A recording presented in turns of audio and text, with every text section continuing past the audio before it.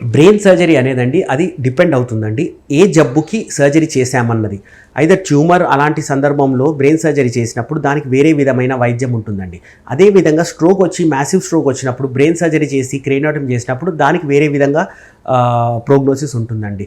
Brain ట్యూమర్స్లో ఉన్నప్పుడు staging of the cancer చేసుకొని tumour చేసుకున్నప్పుడు ట్యూమర్ తీసేసినాక రేడియోథెరపీ కీమోథెరపీ చేసి దానికి సంబంధించి సర్జరీ వల్ల వచ్చే దుష్పరిణామాల్ని వీళ్ళు దృష్టిలో పెట్టుకొని వైద్యం చేసినప్పుడు అది కవర్ అయినప్పుడు అది వేరే విధంగా ఉంటుందండి.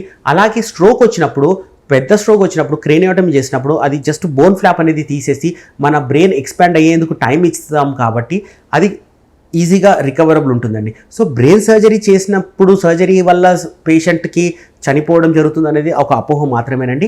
అది జబ్బు మీద ఆధారపడి ఉంటుందండి.